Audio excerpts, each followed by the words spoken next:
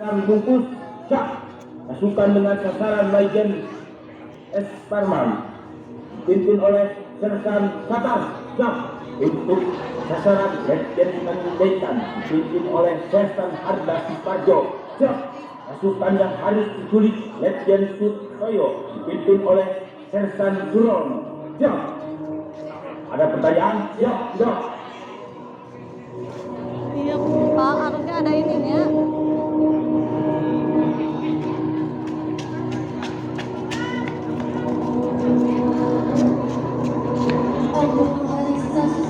Olahraga Kediri, Pirtenda yang dibawa oleh Cakrabirawa dalam kondisi hidup.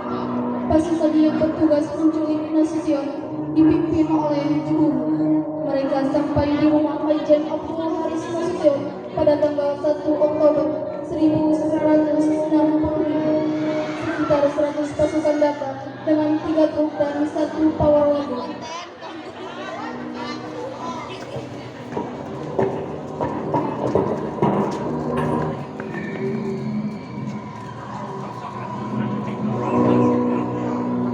Hargiono selanjutnya menuju ke kamar Nasution. Mengetahui ada suara di luar, istri Nasution yang terbangun langsung di dalam kamar, tetapi langsung kembali ke kamar dan mengunci pintu. Sambil memberitahu pada suaminya, sang istri berbisik kepada Nasution, mengatakan bahwa ada Cakrabirawa di luar. Ada Cakrabirawa.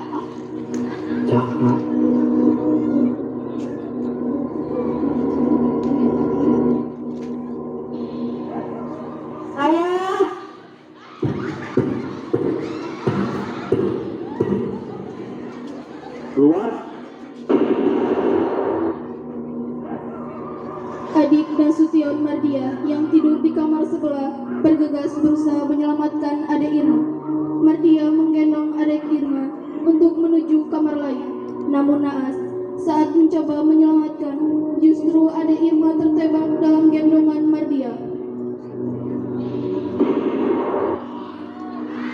Adik Mbak.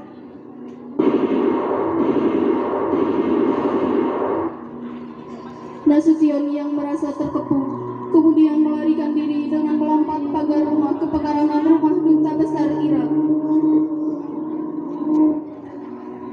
Cepat pergi.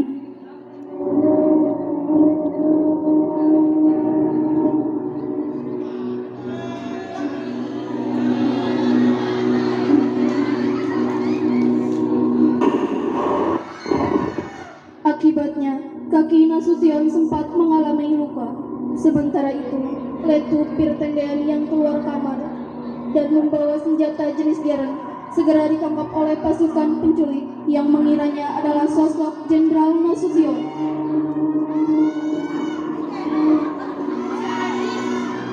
Berhenti. Jangan bergerak. Letakkan senjata. Di mana Nasution? Saya Nasution. Letut Pirtendean kemudian ikut diangkut ke lubang buaya.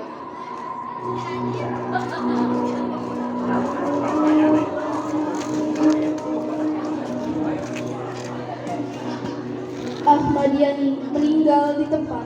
Pasukan yang menjemput Ahmad Yani terdiri dari 1 peleton MI 530 atau para Brawijaya, 1 regu PP Auri dan 2 regu sukarelawan. Pimpinan regu Aisan Tetnan 1 Mukijan yang membawahi kurang lebih 1,5 kompi pasukan yang dibawa dengan 2 truk dan 2 bis. Mukijan kemudian membagi regunya menjadi 3 kelompok. Kelompok pertama jadi penjaga bagian belakang, kelompok kedua menjaga bagian depan rumah, dan kelompok ketiga yang dipimpin langsung oleh Mukijan serta Sersan 2 Ruswan masuk ke dalam rumah.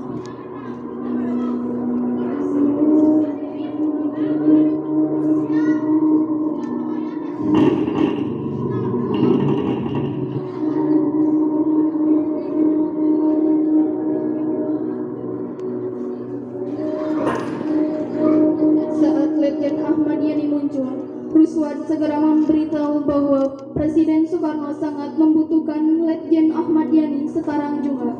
Namun Ahmad Yani kemudian meminta izin untuk mandi dan berganti pakaian. Namun permintaannya ditolak. Dialog di antara dua belah pihak berlangsung cukup lama hingga akhirnya menimbulkan kericuhan yang mengakibatkan 7 peluru menembus kaca. Ahmad Yani pun terbunuh di kamarnya.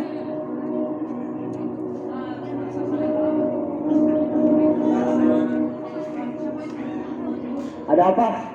Bapak diminta menghadap Presiden sekarang juga. Sekarang? Siap, Jenderal. Kalau begitu, saya mau mandi dulu. Sebaiknya tidak usah mandi, Jenderal. Paling tidak cuci muka dan berpakaian. Tidak usah berpakaian. Lancang sekali kalian. Tahu apa kalian?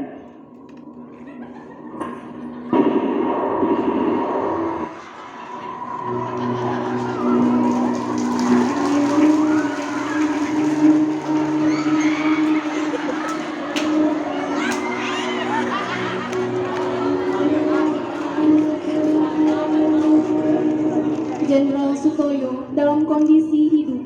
Pasukan yang ditugaskan untuk menculik Letjen Sutoyo dipimpin oleh Sersan Mayor Surono yang memimpin satu peleton dari resimen Cakra Binomo. Saat regu yang bertugas menculik Letjen Sutoyo sampai di tempat kediamannya di Jalan Sumenep. Regu yang dipimpin oleh Sersan Mayor Surono ini dibagi menjadi beberapa kelompok. Kelompok utama adalah kelompok yang bertugas memasuki rumah. Regu ini berhasil membujuk Letjen Sutoyo untuk membuka pintu kamarnya dengan alasan menyampaikan surat dari Presiden Soekarno. Brigjen Sutoyo diringkus di kamarnya dan langsung dibawa ke dalam truk, kemudian dibawa ke lubang buaya.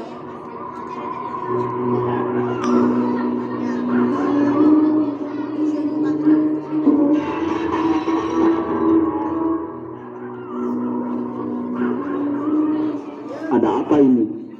Kami hanya menjalankan perintah, Jenderal. Perintah siapa? Atasan kami. Siapa dia? Silahkan, Jenderal, jalan. Apa sebaiknya saya berpakaian? Jalan.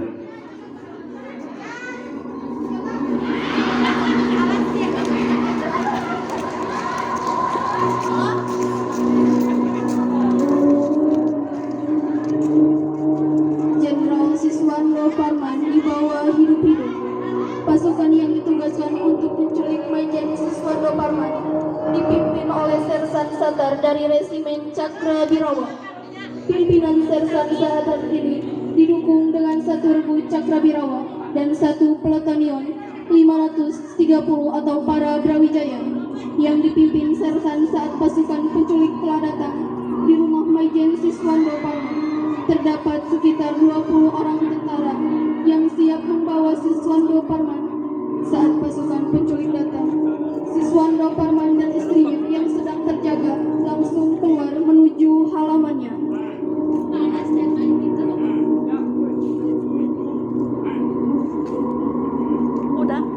Udah tadi. Siapa itu? Cakra. Secara langsung, Siswando Parman bertanya kepada sekelompok pasukan Cakra Birawa atas apa yang terjadi. Dijawab oleh pasukan penculik bahwa mereka diperintahkan oleh Presiden untuk menculik Majen Siswando Parman. Dengan ditemani sekelompok utama pasukan, Siswando Parman kemudian masuk ke dalam rumah untuk berganti pakaian.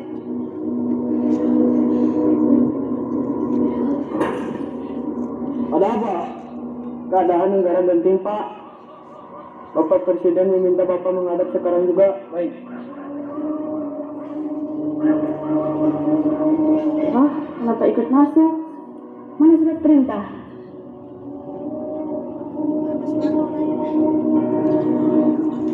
Oh aneh mas, mereka cuma 4 langkah.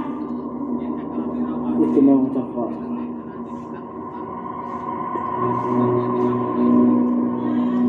Siswando Parman mengira jika dirinya akan ditahan atas perintah Presiden Soekarno. Sambil berganti pakaian, Siswando Parman membisikkan pesan kepada istrinya agar segera menghubungi Letjen Ahmad Yani. Namun demikian, berita tersebut terdengar pasukan penculik.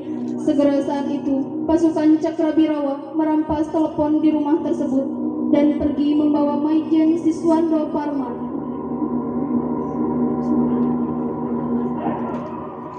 Kamu yang teriak, siapa? Coba hubungi bayan ibu. Tuan, Oh, kok telepon saya diputus? Kalau begitu, saya pasti sedang difitnah. Bapak sedang menunggu jenderal.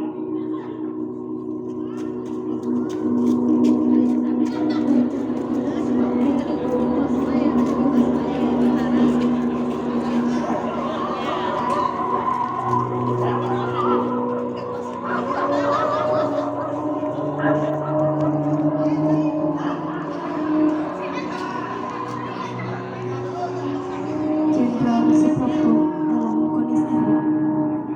Pasukan yang menangkap Maijen Suprapto terdiri dari 1 peleton batalion kawal kehormatan Cakrabirawa. Regu 1 dipimpin oleh Sersan Kepala Sulaiman. Kemudian sisa pasukan lainnya bergabung dengan regu kedua. Dengan pimpinan Sersan II Sukiman tanggal 1 Oktober 1965. Pasukan penculik sampai di rumah Maijen Suprapto. Pasukan ini terdiri 19 orang pasukan di bawah pimpinan Sersan Sulaiman dan Serda Sukiman. Saat itu, regu Maijen Suprapto tidak ada penjagaan. Regu penculik yang berangkat dengan sedikit personil menggunakan truk. 19 orang ini kemudian dibagi-bagi menjadi beberapa kelompok kecil yang berjaga di sekeliling rumah. Salah satu kelompok kecil yang dipimpin Sulaiman berusaha masuk ke dalam rumah. Maijen Suprapto yang kebetulan malam itu tidak bisa tidur, akhirnya keluar rumah dengan hanya mengenakan sarung, sandal, dan kaos oblong.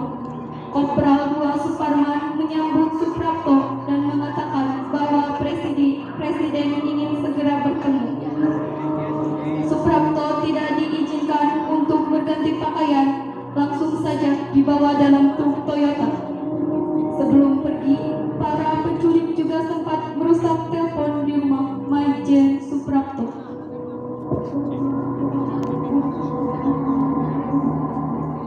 Malam-malam begini, jam berapa ini? Hampir pagi pak. Hampir pagi. Asal dengar kamu. Situasi gawat jenderal. Pak Presiden menunggu di istana.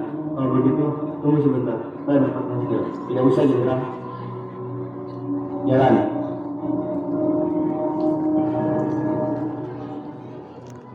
Jalan jenderal.